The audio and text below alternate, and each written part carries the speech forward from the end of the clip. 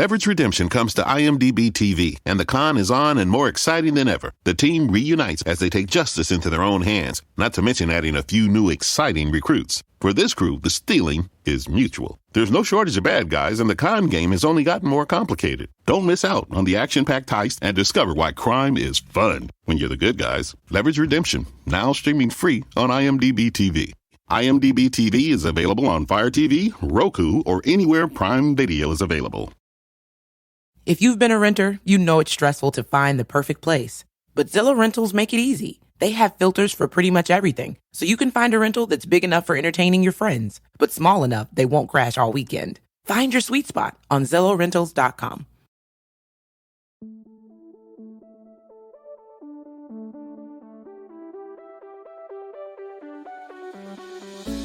You're listening to Two Chunks and a Hunk. Movie musings for mostly everybody.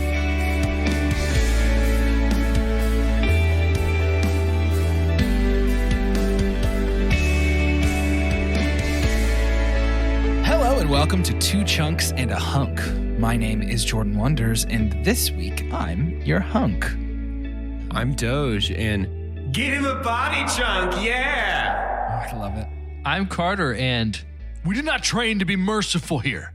Mercy is for the weak. Here in the streets, in competition, a chunk confronts you. He is the chunk. And chunk deserves no mercy. Very good. I want to go ahead and apologize to every listener right now. My waveform, whenever I screamed my line, is looking crispy. That might have just blasted into your ears. So we'll see how that sounds in post. We'll see what Adam could do Honestly, with it. I hope it did. Honestly, I hope it Just did. blow out your car speakers. Adam, if I can get some reverb on Doja's quote, that would be huge for me, I think. Perfect. Amazing. Thanks, It would man. be actually, literally, it would actually sound huge. Getting a thumbs ya. up from Adam the Sound Wizard on that one, so I think we're good to go. The moment has passed, but I did want to acknowledge Carter's very good dark sensei, evil sensei voice. Evil sensei. But the main reason we're all gathered here is to know, Jordan, why are you the hunk? I'm moving, and it has been a nightmarish hellscape from which I'm afraid I will never emerge. But we are making progress. We got movers scheduled, and the next time we record, Yay. it will be from a new, fresh space. Ooh. Because we've A new become dojo. you're new to your pod dojo. Mm-hmm. Because we've become unlodged from the temporal slipstream, you have the unique opportunity to manifest your exact moving experience. Mm. So right now, it's been a hellscape that you've been transported to. What will it be at the time this episode releases? I'm glad you can asked. stick with hellscape? Statistically, yes, but Yeah, probably. with a sense of fantasy, wonder, and hope. We are moving to the Great White North. A whimsical A hellscape. whimsical hellscape. We're moving to the Great White Look at these North, mountains. a land known only as Rockwall. Ooh, good luck out and there, man. To get there, we do drive over a rather long bridge with some water, and I think just based on everything else, it's going to be like a tornado, like a hurricane over the water. But what I'm manifesting through hope and unbreakable optimism is the sun is bright and shining. My windows are cracked as I'm listening to probably Reliant K's Two Lefts Don't Make a Right, but Three Do album. It just feels like a moving record to me.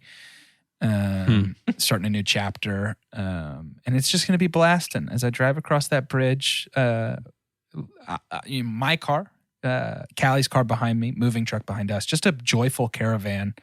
I think we're going to become good friends with the movers. I think they're probably going to want to come back over after they finish helping us move to hang out and spend some time with us. And I just really think our home is going to be a place full of live, laugh, and love. Ooh, how fun. Right Do you there in think the you'll- kitchen. Will you gather? I'm going to cursive? gather. Don't talk to me until I've had my coffee. Be Yeah. a sweetie, wipe the CD, all the stuff, you know. Yep. Ew. Perfect. That one's awful. Gonna go to the local Target first thing, buy up all the wine mommy decorations. Yes. You love to see it. So yeah, I feel pretty, you know what? I feel pretty good about it now. That's good. Thank you for our little exercise here, Doge. Yeah, that was huge for me. I appreciate that. I needed that. Guys, Help for redirect that energy. only 2 more payments of $19.99, I'll teach you how to manifest yourself to any which way you can imagine. You can imagine manifest it. I saw there was a YouTube video I bumped into the other day that was that old commercial for like love songs, like greatest love songs hits that you would see on TV at like 11 p.m. at night.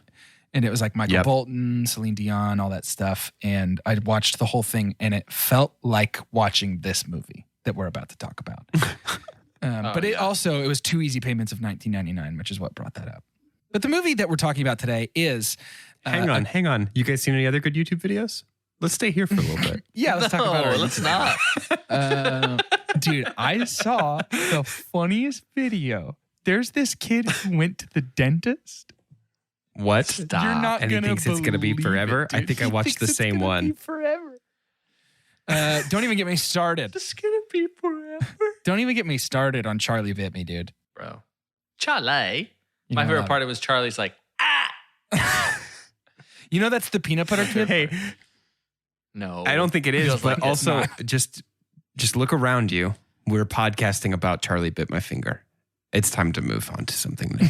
I tried. You brought us here. You held us up. asked.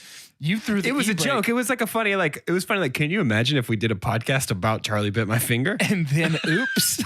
And then, oops, you did it. Man, we do have that nighttime energy right now, which is why it's important for us to Yeah, move on you and love talk about the second movie in the Olympicks, Carter's Choice series. Carter has brought us a juicy entree with all the trimmings. We are talking about a seminal classic, a movie everybody should see at least once. That's right.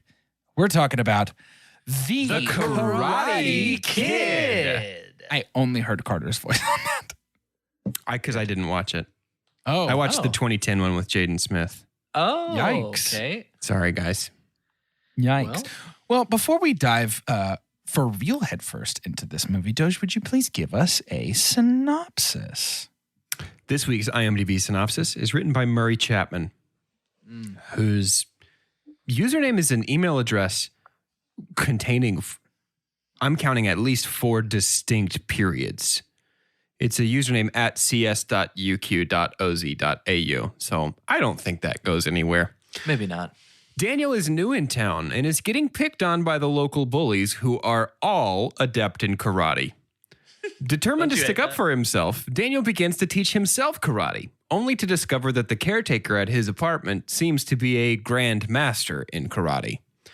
Agreeing to teach Daniel, Mr. Miyagi shows Daniel that there is more to karate than violence, and perhaps the best way to solve the problem he has with the bullies is in the All Valley Karate Championship. It's a pretty good synopsis, There it is. actually. That's not bad. You know, It is. I've obviously seen this movie before because I'm alive, but there was a point at the beginning where I was like, he keeps saying Miyagi. Have I gotten it wrong for like a really long time? I forgot I about been the wrong? correction. I forgot that he Same. gets corrected, and I was like, have I been Yeah. saying this wrong?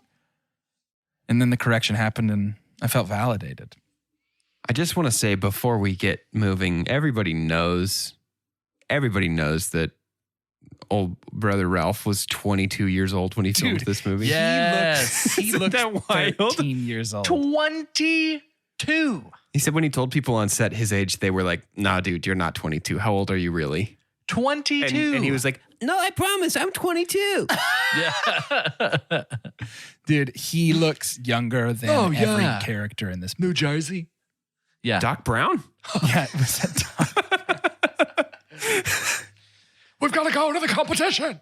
Dude, that is such a good That's a really good Doc Brown. That sucks that you've just now seen that for the first time, and it's better than those of us who've known Doc Brown for many years. Sorry. It was very good. Yeah, Ralph Macchio looks 12. Looks exactly how he's supposed to look, it feels like. Yeah, honestly. that's true. Completely. But when it was like, I'm about to turn 18, I was like, hold the phone. I bet you're not. That's when I had to look up his age, and I was shocked to discover. And not only that, Yeah. Johnny is, I think, 4 years younger. Mm-hmm. Yeah. Billy, what's his Yep. name? Billy Zabka. Billy Zabka is 4 years Old younger than Ralph Zabs. Macchio, and he looks distinctly older. Now, I think Liz Shue was 19. So they Yeah. were all Okay. older than About high the school. same. But now, This is Pat great. Morita was 23. which is crazy. JK. This brings up a great opportunity to talk about the bullies in old movies. Yeah. The way that older movies, particularly 80s and early 90s movies, treat high school age bullies is like, I remember reading The Outsiders, when I was in early high school and being like blown away that high school kids were just walking around with switchblades and stabbing each other all the time. This movie validates everything in The Outsiders because the villains, the high school bullies in this movie, and honestly, they're sensei as well. Oh my gosh. They are The like dude's a cartoon. murderous, dude.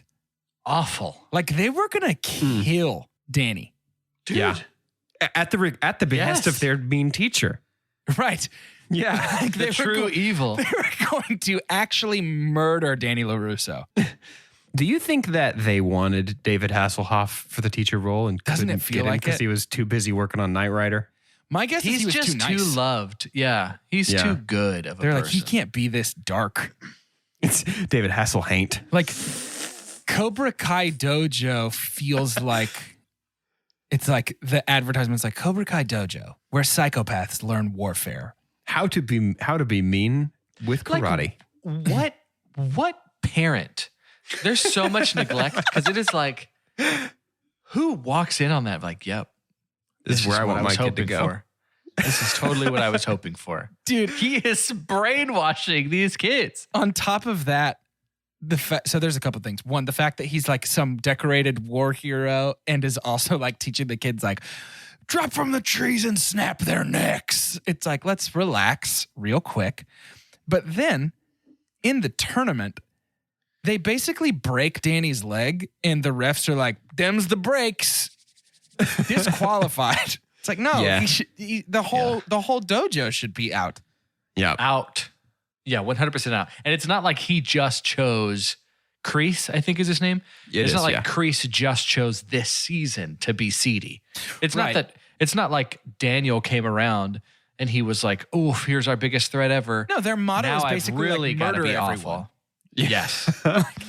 Yes. Like their whole dojo's motto is essentially like no mercy, kill your opponent. Much like the Galactic Empire, their villainous ways make some pretty cool logos and cool outfits. Oh my goodness, Yeah, they look very much. so much cooler They than look Danny. so cool. Way cooler. Their sleeveless gis look amazing. Come on. It's amazing. Now, there's a lot to dissect here. We'd all seen The Karate Kid before, yes? Oh, absolutely. Yeah. So, since this wasn't a first-time viewing experience for any of us, I'll say it might be me that has been the longest since I have watched this movie. It's been a long time. I watched it with Jess, who had never seen it. They say that I don't know who they is, but they say that the closest thing to watching something again for the first time is watching it with somebody who's never seen it. Yeah. So I felt like I was able to take sort of an objective Little stance on this secondhand movie. experience. Exactly. Yeah. That's one of my favorite experiences in the world. I mean, as objective as you can be on The Karate Kid, sure. Yeah. the indie darling nobody's ever seen. A literal classic, as Yeah. objective as you can be. No, I think there is so much to talk about in regards to archetypes and just the way that this movie has set itself up as sort of like the building block upon which things like Never Back Down and Completely. pretty much any underdog story from that time on was built upon. When it is itself an iteration of Rocky, it feels like, you know what I mean? Like it's not this foundational thing. Yeah. It is like Rocky, Grease, and The Empire Strikes Back. Like it is like three things that happened within a decade because you have the dynamic, this love interest that happens in the summer before we even know we go to the same school and the villains are awful. But there's this whole thing that it's like, actually, I've been training you the whole time. Right. I am easily, miscredited or I'm easily like underestimated. Like Miyagi's Yoda. Like it's totally Miyagi is like absolutely Yoda. It's a total like. Yeah. It's technically what I love. You're going to find out there's many things I love about The Karate Kid. It is simultaneously ripping everything off before it and setting the stage for everything after it. To me, in a lot of ways, personally. it feels like enough of a pivot from the things that it is a love letter to that it's not blatantly like jacking their style, munching their flavor. Right. But at the same time, it stands alone enough that things that use it as a building block don't even feel like they're necessarily ripping it off. But it does feel like nothing has touched it. I don't think that anything. Try this on for size. Try this on. Think of your favorite fast food restaurant. Done. What is it? Fast food is probably Taco Bell. Taco Bell. I think it's Cane's. Taco Bell or Cane's. Imagine if I told you there was a menu hack where there was some weird thing. Taco Bell, everything's basically already I was a about menu to say hack. Taco They Bell's have a bad example here. Imagine if Cane's, there's a menu hack and it's like, there's this weird thing you've never eaten before. And the only things they put in it are stuff you've already eaten and loved other times. Yeah. But somehow it's this weird thing and it doesn't really diminish it because it's so different. I don't know. That's kind of what I was thinking while I was watching Karate Kid. Like, this is like a fast food hack of like if they made Rocky the and Grease toast out of and French Yoda. fries. Yeah. And they made a sandwich with that. There's a big, massive reason that this feels a lot like Rocky. And it's John Avildsen. It's the same director. Yeah. This guy directed Rocky. And our writer too even was oh, you know what? I did have a moment that I was like, why does this feel so right? And it's because one of my legitimately a top 5 movie of mine is The Fifth Element. It's the same writer. The Fifth Element. Interesting. I didn't know that. Anyways, Avildsen won an Oscar for Rocky. So this is an Oscar-decorated director here making this movie. So Pat Morita was nominated for an Oscar in this. He was. Oh, absolutely. Yeah, phenomenal. The thing is, there's no doubt, and it's something that I think we lack a lot in movies that have copied it, since there's no doubt when you're watching The Karate Kid that it is made by skilled hands, I don't think. Oh, yeah. It is a blast to watch this movie. Yeah. Also, we saw, it's so funny, the box office means diddly squat on how good a movie is. I think we've talked about that before.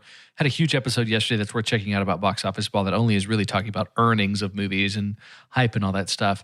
You know, we talked about how Robin Hood, Prince of Thieves in 1991 made $450 million.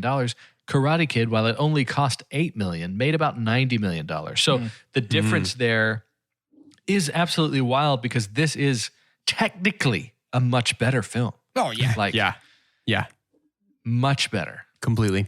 On this watch, I started out by panicking and thinking it wasn't going to live up to my memories of it.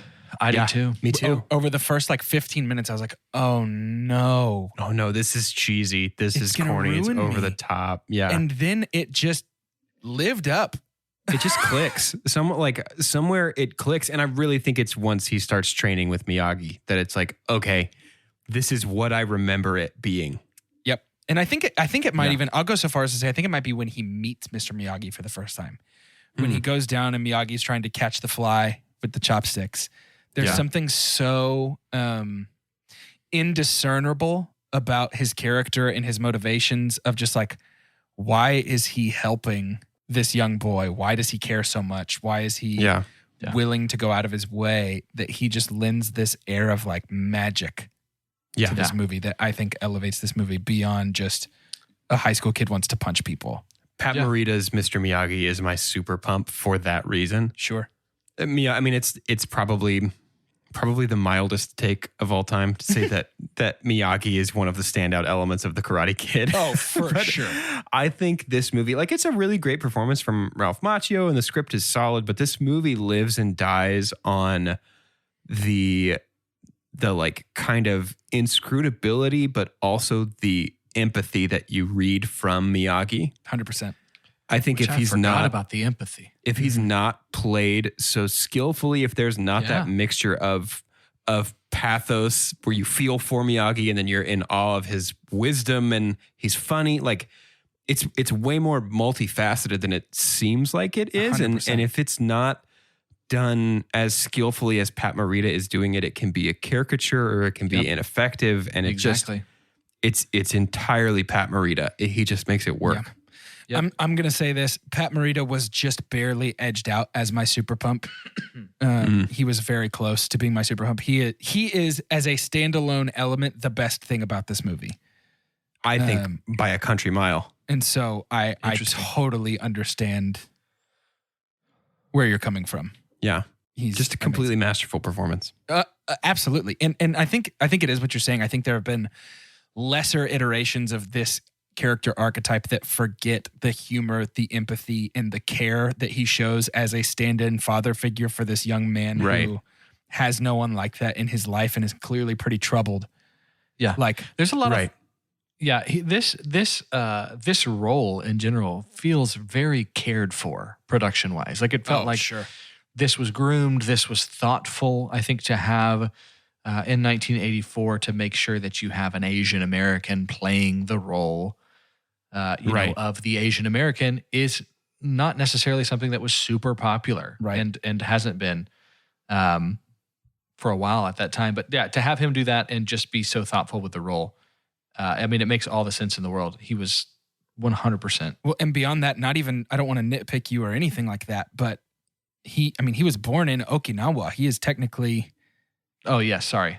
I meant a move to America. That's the misterm. But I think that's huge, right? To see somebody, especially after World War II, and the way, I mean, we get to see the way that his family had been treated during World War II. Like, when this movie had come out, there were still, I mean, World War II was not 80 years ago at that point, like it is right now. It was relatively recent. And so for a movie to let a man who was born in Okinawa, a character who was born in Okinawa, carry such an important role in the life of a young white boy, I feel like that had to be big, right? I mean, I haven't read articles about how much of an influence that had, but that had to be big, I feel. Yeah. The scene, too, just of his sorrow, especially since we're talking about him being a super pump for Doge, that was the Oscar moment to me. I think the moment we walk in and he's been, drinking sake all night, mourning a wife that he lost to childbirth because they didn't have the care that they should have for this decorated, and not only a war-decorated veteran, but like historically one of the most successful groups in that war. His wife was in a Japanese internment camp, wasn't she? Internment camp. Yeah. I mean, it's just so multifaceted and interesting. Which is even now not a big part of, in terms of it's not a vocal part of American history. No, it is not necessarily something you're learning so much in class, but it's very much a part of our history. And the fact that in 1984, we're acknowledging they use something, and it makes a lot, it's even more impactful because this was a really popular movie and still is. So now, I would say that the biggest Oscar-worthy moment for me, there's something so subtle about the moment where Miyagi is gifting the car to Danny. Oh, yeah. There's something so softly caring about that moment. Like, Danny was so frustrated at, quote-unquote, not learning anything. And he finally realizes he was learning, and they grow this relationship. And then to turn around and go, you put in all this work on these cars, I want you to have one of them. I don't know, man. There's something it's just really crazy. touching, but also his performance is so understated and caring for Danny in that moment that it's just... Well, somehow that doesn't feel like wish fulfillment. Like at no point was it like, oh, of course he's the protagonist, so he's getting a free car. Right. You know what I mean? Like I don't quite know. This is one of those movies that somehow is so much more than the sum of its parts, because I think you could take it apart and build a decom with the exact same parts and have no parts left over or unused. But how does this... I don't know. There's just something in the way it's put together that elevates it. My theory is that it feels like they are both... It is because it feels like they are both benefiting from the relationship. It's not this one-sided relationship where Danny gets all the benefit of learning karate and getting a free car. It feels like Miyagi really needed somebody to laugh with and know him and care about him. And it feels like Miyagi needed somebody to be able to care for. Yeah. So by all accounts, Pat Morita and Ralph Macchio were very close and remained very close until Morita's death in 2005. Ralph Macchio spoke at his funeral, referred to him as my forever sensei. Yeah. Amazing. Phenomenal. Yeah. Just absolutely phenomenal. Oh, that ripped my heart just now. That's I know. So sweet. I was really going to try and hold it close to my chest because I feel like a lot of the times I'm getting my super pump and super dump out before the first You're just half. excited. I think my super dump can wait. I really do think it can. But y'all literally have talked about relationships, and it's a unique one for me, but the super pump for me for the Karate Kid is the relationships, because as I'm sitting there marveling at Miyagi and Daniel-san, there's also like Daniel's relationship with his mom has a realism about it, of like a single mom that's legitimately concerned about him, and yet they have some fun banter and just have amazing chemistry. You have Johnny Zabka being like, or not Johnny Zabka, but Johnny being Lawrence. Johnny Lawrence being like the surrogate for, the antagonist versus protagonist relationship. But that relationship there too is like, he could have easily have just been like a caricature, even though in a way he also isn't. Yeah. Like he's awful, but the times that they have together are great. And then I really do think Elizabeth Shue does a great job as Allie. I think I do too.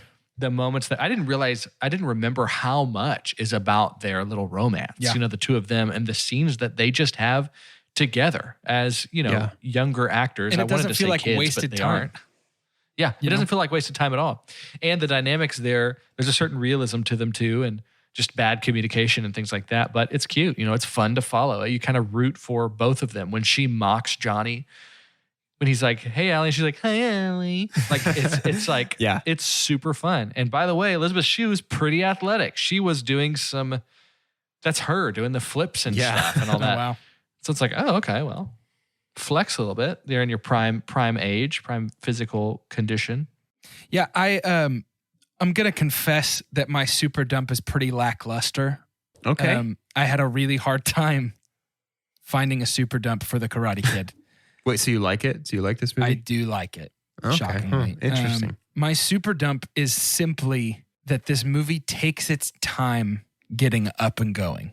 Interesting. There was, I felt, and I'm only viewing it through the lens of my fear that it was not going to be good again. Yeah. Essentially, my super dump is the first 15 minutes of this movie because having not watched it in so long, knowing that I liked it last time and watching it again, those first 15 minutes were the only point in the movie that I lost faith in it. And so I feel like as the only negative experience I had during my rewatch, it has to be my super dump. What was it about those first 15 that was tough for you? It is, I think it's a combination of we're spending a lot of time establishing Danny's new. Yeah.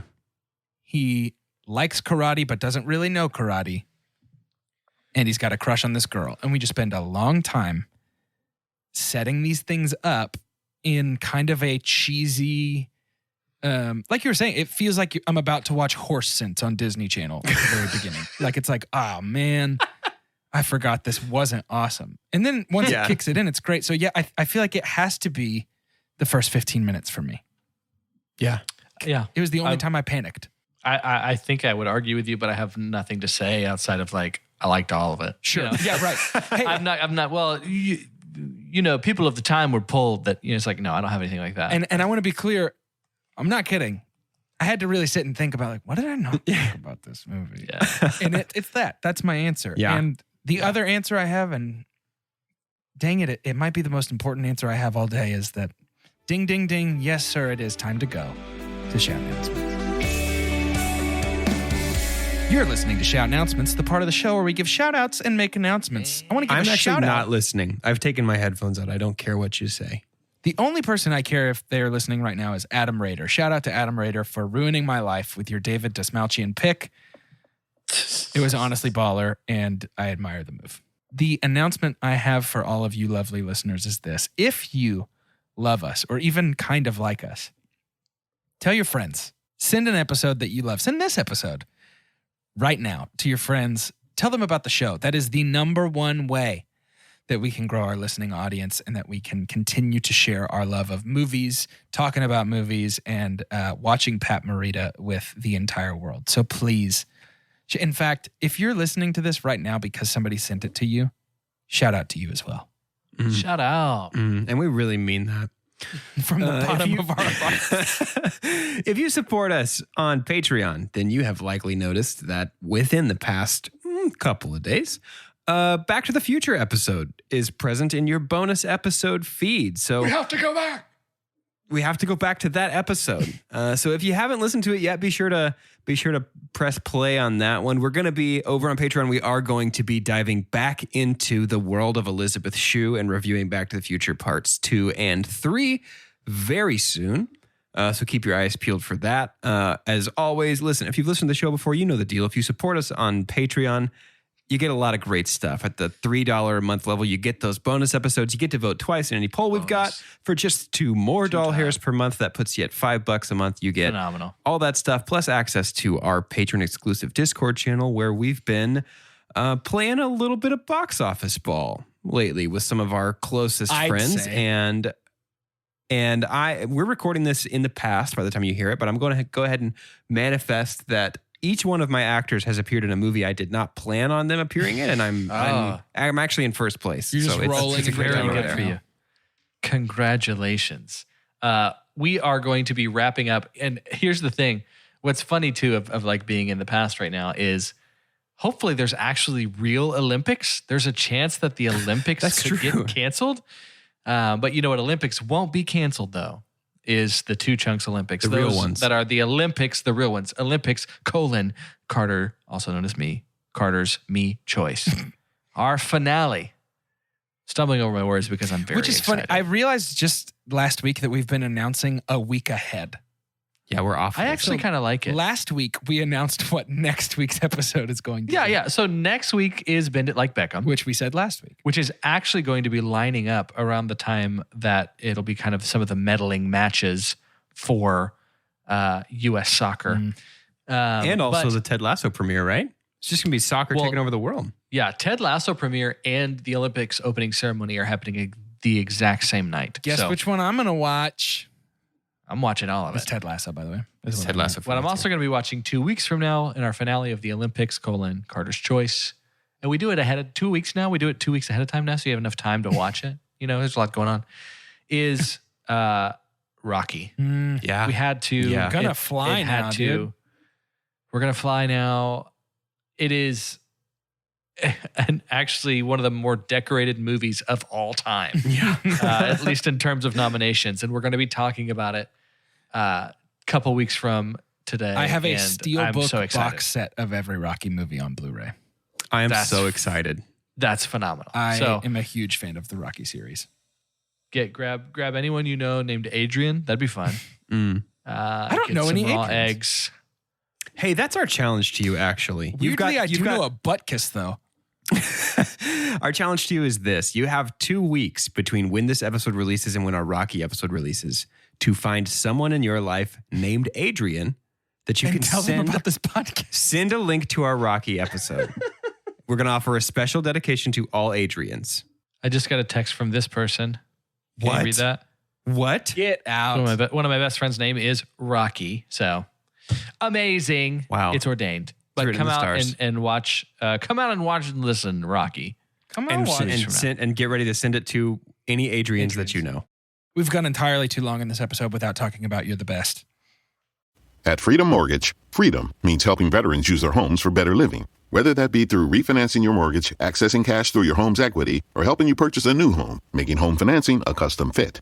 That's freedom. Visit freedommortgage.com/VA to learn more. Freedom Mortgage Corporation, NMLS number 2767, www.nmlsconsumeraccess.org, 951 Yamato Road, Boca Raton, Florida, 33431, 800-220-3333. Licensed in all 50 states. For complete licensing information, visit www.freedommortgage.com/state-licensing. Equal housing opportunity. If you've ever been a renter, you know it's stressful to find a place with everything you love and nothing you don't. But did you know Zillow does rentals? It makes the search so easy. They have filters for pretty much everything, so you can find that place that's in your budget, but also isn't a shoebox. Or a place that's close to your parents, but far enough they have to call first. Plus, it's easy to apply, request tours, and pay rent in the app. Head to ZillowRentals.com and find your sweet spot. What a jam. It's a complete jam. This whole soundtrack, though. The whole soundtrack is really great. It's really great. Even like the original stuff is fantastic. It's Bill Conti, by the way, who is you know him from Rocky. Yep. That explains it. That explains why it goes so hard. No, You're the Best was originally written for Rocky 3. Sly said no. They tried to put it in Footloose, actually. And then it ended Which came out the same year as Karate Kid. Which is crazy. But yeah, ended up in The Karate Kid, and it's perfect. It's perfect for this movie. And actually, I know it's a little early, but I am going to go ahead and super pump right now. I know I closed out our first half with our super dump, but I can't not talk about this. The tournament montage Yeah. at the end of this movie slaps so hard. It's very good. I'm a sucker It's for really a very tournament good. montage. It is just amazing. It is amazing. The stunts, like the choreography, it's probably deeply disrespectful to call karate stunts, but the stunts by these stunt boys are like really good and believable. There were a couple of hits specifically by Johnny that I was like, Yeah. ooh, Yeah. that looked rough. But it Do you is. think the choreography is better than Loki? Yeah, I do. Yeah. Actually. I do. No, man. The whole That's funny. everything, specifically like the beginning of the tournament to the end of the movie, but especially while You're the Best is playing. Yeah. That's what's so fun about this movie is like there's going to be something I think when we watch Rocky that it does feel a little bit more unattainable. I'm not saying I'm good at karate, but I'm definitely not a professional boxer. Right. On a national stage. But like it's just like this 17-year-old kid gets to be in this and they do it a little bit extra, right? I don't think this is the actual vibe of this There's like local 500 people watching karate this match. high school karate It's tournament. over the top as heck. That's fine. That's fine. But it's so good. And honestly, the colors, like everything about Dude, it, it's so good. every single dojo's logo holds up. It is all so cool. That I would kid wear who, like, every single breaks one of those. Danny's leg and is like, "Oh, sorry, Danny. Oh, sorry." I know. Sweep the leg. His Sweep the leg. homie on the sidelines who's like, "Yeah, Johnny, kill him." That dude, That dude's everywhere. He's in the locker room too when they're like threatening him, and he's always in the background. He reminds me of the bully from Christmas Story. his Just like, Yeah. his bleached like- eyebrows, dude, oh, dude, impeccable. he's in for him. Yeah, the tournament is the scene that I could like start over and just watch every morning when I get up while I brush my teeth to be like, Yeah. I can handle today. You can do it. Yeah. It needed to. It feels like the perfect length. I think there's sometimes when you have like a big set piece at the end that's either a tournament or a final game or something like that. It's an interesting balance that I think we don't think of all the time. Totally. It's something that we know on the other side of it, but it's like there can be too much. There can be too little. I can't help but thinking about, we've done a sports series before. We called it Harry Potter, but like there's times too when you're like, did we just play Quidditch for 20 minutes? Yeah, It's for like, real, dude. was that worth it? There's a lot of other stuff going on. And, in that kind of story, there's 40 variables, much less like 5 in terms of characters. Well, it's not but about Remember the Titans. There's way too much football. there's a lot of football. There's a lot of football, but I think it's great timing. I think my super dump though is at the actual very end. I'm talking about seconds before the final credits. It ends so abruptly. Hey, that's mine abrupt. too. It's very abrupt. It's ridiculous. That's my super dump too. It is such a thoughtful pacing. It is such thoughtful cinematography. It is good movie making until the very end. I don't mind it being a classic 80s freeze frame That's moment, okay. Yeah. especially if it's on Miyagi's face. But it's like It's just over. You know He what? kicks I'm the- starting to second guess my super dump. credits. Miyagi's like, "Yep," and then it's over. Yeah. It's just done. Well, Well, I think change my super dump to the end you can of do this whatever you movie? want. Do whatever you want want. to sit at our table? Come on. I still don't love the first 15 minutes, but the ending of this movie is so intensely. That's it. I'm changing it. My super I would dump actually is argue. I would actually argue that the ending sucks because number one, it's abrupt, and number two, it is against Miyagi's message that fighting doesn't solve things. Yeah, Because and he's if looking we- at the screen like, just as I planned. Just You're as like, I "Wait, planned, fighting solved his problems. It's not, my guy. Yeah, yeah. So if we're going to end on a freeze frame of Miyagi, it should be Yeah. Daniel confidently interacting with his mother and with Elizabeth Shue as a whole person, and Miyagi watching them from his little apartment thing, smiling at them going, see, I knew fighting wasn't going to solve things, but once he found balance, it would be solved. And then he fades Yeah. away like a force ghost. Exactly. Exactly.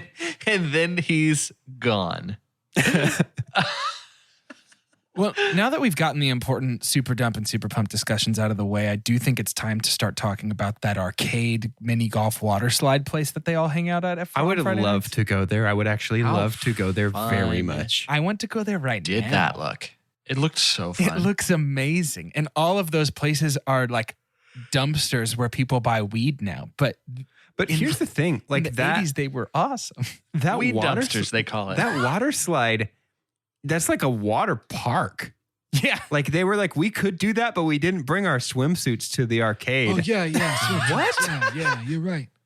Dude, honestly, since we're just changing super dumps, my super dump is that they never went down the water slide. Shut up. You can't do No, more you than can't one. do that. Your super dump can't be You're with everything you us. didn't like. You hate the end. I really do. I think just to prove a point, like if that is not your super dump, Chunky's at home. I know that when you watch movies, you super pump and you super dump. I would say that our rating system is probably more popular than the podcast. I bet there's people that don't know where that came from and they just say super pump and super dump about movies. To prove a point, why don't we just end our episode abruptly? Like, let's sneak it up on somebody. And then if you're disappointed, we've made our point. Like, it's absolutely out of nowhere. Just put out. It's just going to be like, we'll put out a the tight last 25 person- minutes of podcast. yeah, the last person rates it, and then it's just over. You happen to look down at the pod. You're like, there's only 10 seconds left. 2 of them haven't even rated it yet. Well, we will, and then it'll be done. Like, I found myself awful. forgetting that that's how the movie ends, though. Like I was too. watching the Yeah. karate, like You're the Best was playing. I was like, cool, yeah. Wait, what happens after this? Where do they go? Right. They like go out to eat? What happens? They don't, bro. There's Nothing It's over. happens. Or like a Shoney's. Do you guys remember Shoney's? I have never heard of that in my life. Never heard of You don't know that. Shoney's? No, what is that? Are you serious right Are now? you making that up? No, Shoney's is for real. It's like a Worst Ruby Tuesday. They do breakfast. Like a Flim Flams. Oh, it's like You a made that up. Gunter's. You're making all of these things up. Shoney's is real, dude. Sure. Yeah. Can you point to Shoney's? Is Shoney's in the room right now? I'm excited, bro. I got some Flim Flam leftovers in the fridge for tonight. Get out. My mom said if I do good enough at karate, we could go to Gunter's.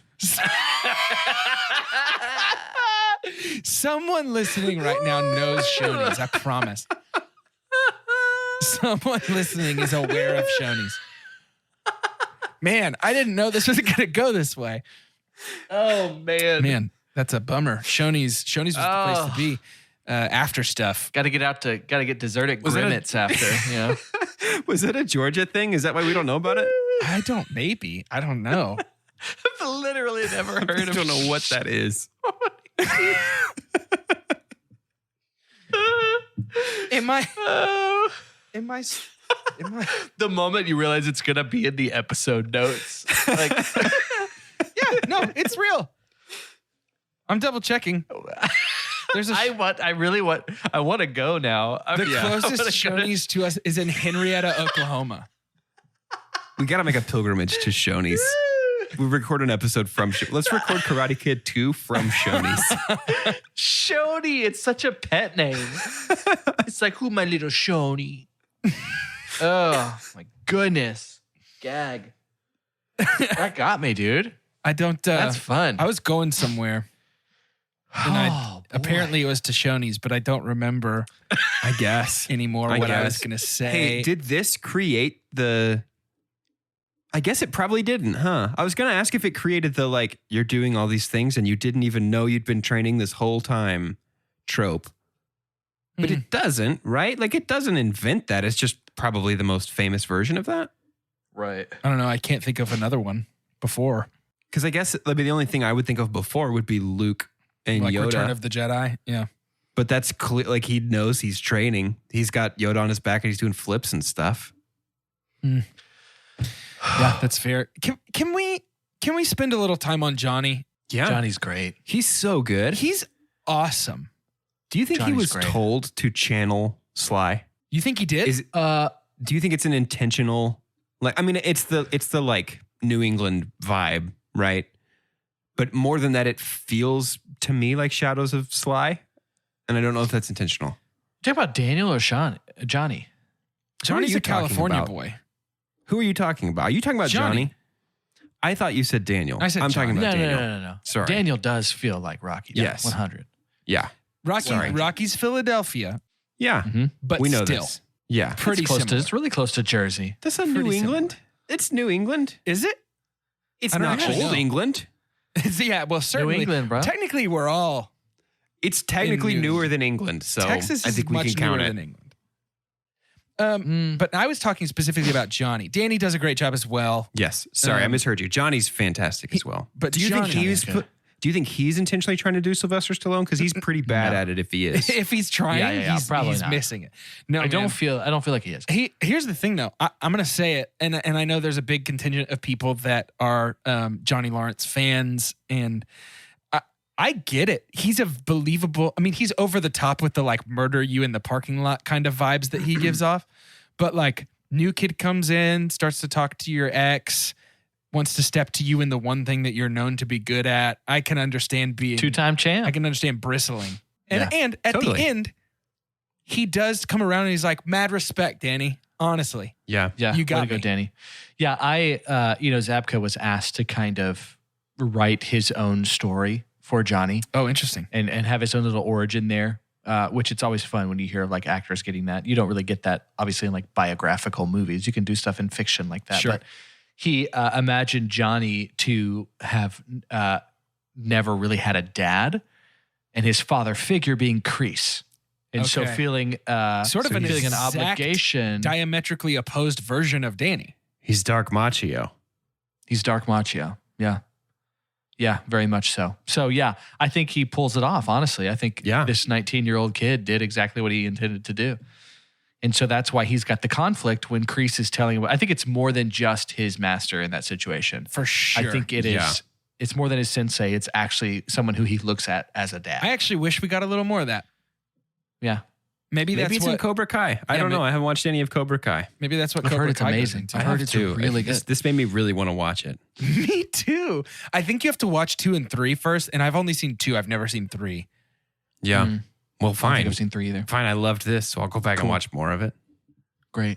Hey, can we do our pedestal? Can we do Yeah, our medals here? My bronze, shout out to Allie. I really did enjoy Elizabeth Shue's performance. And I thought she was very charming. And I thought she was a lot of fun. And I love, especially in older movies, something that's more retro. Again, this is around the time in Hollywood. Leia was great for this, Princess Leia. Yeah. And then you have Ripley and stuff like that. But when you have girls that don't really need the guy or can kind of stand up for themselves and fight back, I dig it. You were taking Elizabeth Bronze. Shue is bronze for me as well. You're taking all of that exactly out of my mouth. No way. That's very everything nice. I was going to say. Yeah. Like a Dementor. Yeah. Very nice. My bronze is Danny. Danny LaRusso. Yep. Silver is, might be a spicy take. My silver is Miyagi. That is spicy. It's phenomenal. I wonder if his role, and again, what's funny is Back to the Future was 86. Yes. That sounds right. 86 or 85, I think. Yeah. I mean, these were within like that's 24 at the months of same each time, other. yeah. There's a lot of stuff that's happening in the 80s that influences a lot of movies after that, even though the 80s sometimes gets made fun of a little bit as kind of being campy.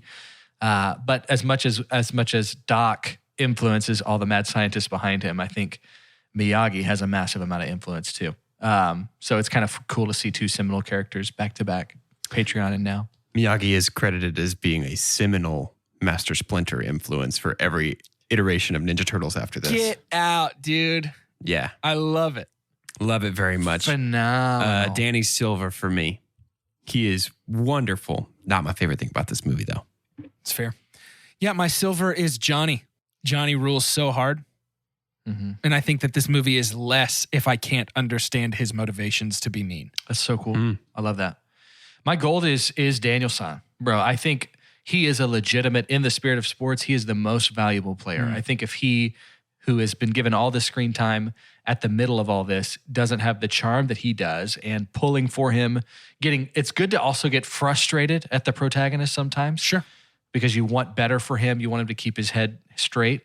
That is such a great payoff in the end, and it really couldn't have happened for me without Ralph Macchio as Dan. Ralph Macchio is a chemist in this movie. He has chemistry with every single person. That's a He good is point. electric. We didn't talk about his charm levels, but they're He is- off the charts. Oh my gosh, Gold medal. completely electric in this movie.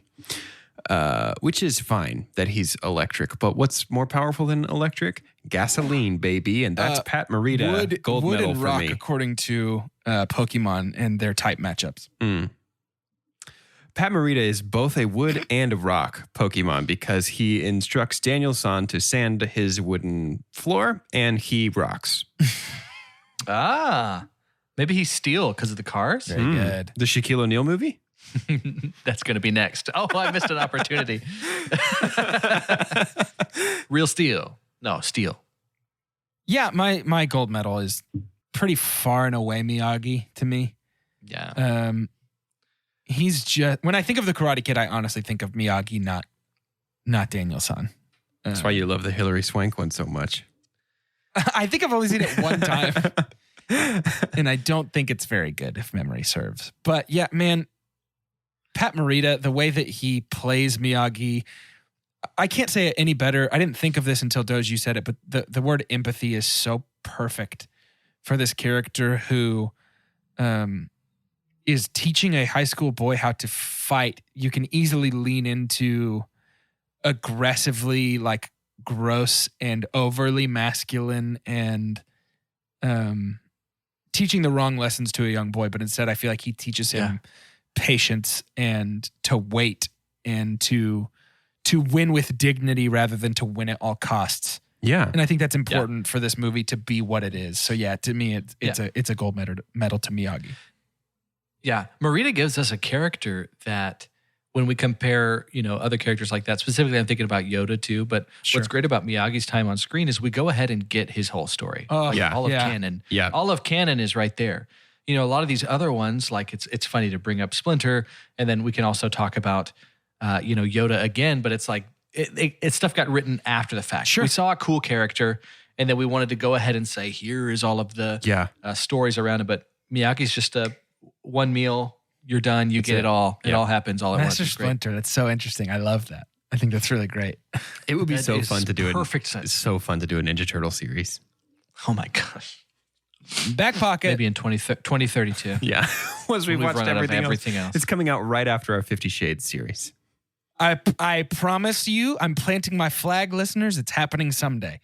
No. Those will be our last two series. So adverse to this. No, thank you. Mark my words. Now, we do have to rate this movie. And we're going to do that using the scientific cinema scale, which is both perfect and as follows. The best thing we could ever say about a movie is own it, don't lend it. Buy that poster. The next best thing is buy it. That's followed by rent it. Then stream it. After that is forget it. And last, but certainly least, the worst thing we could ever say about a movie. God hath forsaken us. I buy the poster. And it's crazy how easy it was for me. I buy the poster for The Karate Kid. This is a great movie. Like some things happen, especially the 80s, right? Like there's so much like Footloose comes out around this time. Ghostbusters comes out around this time. And these are great movies, but they kind of are full of some flaws, some like noticeable things. Yeah. But it's hard to find any for me in The Karate Kid. And that kind of separates it in a really fun age of movies in the early to mid 80s. So it's a buy the poster for The Karate Kid. I'm also buying the poster. Didn't even have to debate it.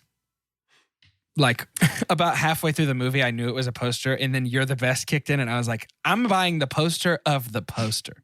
I'm buying the soundtrack. Yeah.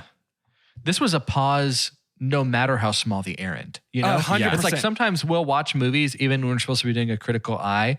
Here's a peek behind the curtain. Like I'm just going to refill my water bottle. Yeah. And it wasn't enough for me only to hear the movie. Yep. Yeah. I wanted to catch every bit of this movie. So I was pausing throughout. Gotta go get some peanut butter pretzels. Gonna go ahead and slap the pause real quick. Please. Please. This is going to be a poster for me as Let's well. go. And it's a pretty cool poster. It is. In real life. All this stuff is happening mid 80s. And it's sort of furnishing the house that Star Wars built, if that makes sense. Sure. No, that's great. If the house is pop culture, Star Wars happened so pop culture could happen. And then there's things 100%. like the Karate Kid that we say, you know what? That's the couch in this house. And that is a piece of pop culture forever. Amazing. Now, I think Back to the Future is another one of those. Yeah, totally. I think Rocky that we're about to watch in a couple of weeks is another one of those. We've get like this just period of time, this condensed period of time where it feels like every month there's a new piece of permanent pop culture being created. Yeah. that's Karate Kid's one of Rocky's- those pieces. Rocky is fun in that it's actually, isn't it the year that Star Wars came out? I think or the year before? I think it's is it 76 or 78? I don't remember. 76. Yeah, so it's pre-Star Wars. I think, Yeah, which is in longevity, in retrospect, it gets added to the house as like, oh, this is a cool thing we could bring from before. also with, and it's Yeah. not like Rocky 1 is the only one that anyone remembers. Sure. 2, 3, 4, 5. It just keeps going. Great point. Man, this has sneakily become a series about pop culture almost more than anything else. Well, to be honest, and I'm not trying to be like running the TVA here, there at the end of time, he who remains, but I'm not surprised. No. It's not a sneakily for me because of how much sport movies, and again, Prince of Thieves is something different. That was a joke more than anything, but we're going to see how, around the reality of like sport and those experiences tend to go hand in hand a lot of times with some of the pop culture stuff. Sure. Yeah, that's really, really Amazing. excellent points. I'm interested to see where a movie like Bend It Like Beckham next week is going to fit in among the fantastical fantasy of Robin Hood, where it's sort of over the top and B movie and interesting. Swashbuckling is the word here. Yeah. And then something like Karate Kid, which is this, can we say icon? Is iconic fair Yeah. here? This historical movie icon of the Karate Kid. And then we're rounding it out with Rocky, which if you think I have strong feelings about the Karate Kid, wait till we get to Rocky. Bend It Like Beckham. I'm so interested. I've never seen it. And I'm very interested to see where it's going to that slot makes into sense. here. So you'll find out quickly that in Bend It Like Beckham, they told Alan Rickman he could do whatever he wanted. And so he really, really makes it his own. And that they originally Yeah. wrote You're the Best for Bend It Like Beckham. Yeah. Yeah. It was, You haven't it was seen You're it the either, Beck. right? You're the Beckham. Doge? No, I haven't You're the seen back it. around. Okay, great. This is fun. This is kind of wedged here for a reason. Beautiful. I think it's going to surprise you. Beautiful. I'm excited. I'm really excited. Cool. You have not steered us wrong thus far. So make sure You've you been jump in. a far kinder captain of this podcast ship than Jordan and I were with our Taylor Lautner series. I'll never take it back. I loved it with everything. It's my favorite. Make sure you tune in next week for Bend It Like Beckham. And I'm serious, y'all. Patreon with Back to the Future, Patreon Tier 2, Discord. Within Discord, Box Office Ball is popping off. Now is the time to climb aboard. It is come on. so sick right now. One of my favorite things that we have going is Patreon and Discord and all that stuff. It's just so awesome. So we would love to have you and talk to you and hang out. It's the best. To end today's episode, I'd like for each of us to say our name, of course, and where we could use Mr. Miyagi's assistance in our lives. Oh, shoot. For 2 Chunks and a Hunk, I'm Jordan Wonders, and I'm trying to do a better job at washing the dishes when I see that they're in the sink, not waiting for it to fill up and then doing a big bunch at one time. Yeah, when you can see them just out of the sink. Just go ahead and do it. Like the You pile. walk by, Yeah. there's one glass, wash it, throw it in the dishwasher. Whatever. So I would love a Miyagi that can sort of train me, muscle memory, all that stuff, to just wash it as I see it. That's what I need. Mine is actually weirdly similar. I'm Doge and Washing Jordan's dishes. washing Jordan. No, I have a really bad habit of waiting until I am out of undies before I'm like, I should do some laundry. Dude, you know what else you do that with? You specifically, that I've noticed? Gas. Really? Do I do that with gas? You are one of the few people that I know in my life for sure I have like been with when the gas light comes on a weirdly high basis. Yeah. Wait, do you guys not drive until the gas light comes on? Do you fill up before that? Yeah. I'm a gaslight guy. Are you gaslighting me? Is that what that means? I'm Carter. I guess Miyagi's training would be wash the undies. And then I get in the car. I'm like, Miyagi, I'm out of gas. And he'd be like, no, wash the undies. And I would go fill up with gas. That'd be good. Oh, what I more that's meant what than this the means. gaslight thing, I do fill up before my gaslight. I plan out my gas, but that's because I have anxiety. But more what I meant than the gaslight is just like, you're one of the people that I can count on. Like if we're going to drive somewhere far together and I'm riding with you, it's like, go ahead and plan 5 minutes to stop for gas after he picks me up. Yeah. You know, Yeah. weird. Well, sorry for being a good friend. Hey, man. I'm Carter. Finally, it's me. Finally, I can let y'all in on the secret. I'm Carter, and I am responsible in the morning to get up, but not responsible enough. I need Miyagi. And if he needs to be a little stern, I need it. I just need that in me to get up on the first alarm. He needs to give me some quip for allowing snooze, some saying that's like, if you snooze, you lose already existed. I thought it was coming upon something that's amazing. But like, you know, even give me the, you know, get in the, whatever the hockey or baseball outfit that he had on, and just even give me like a little attack you, like a little slap. Yeah, come at me. I just need to be trained better to not let the snooze keep going. Miyagi, come help us. Cutscene to him smiling, and then it's over.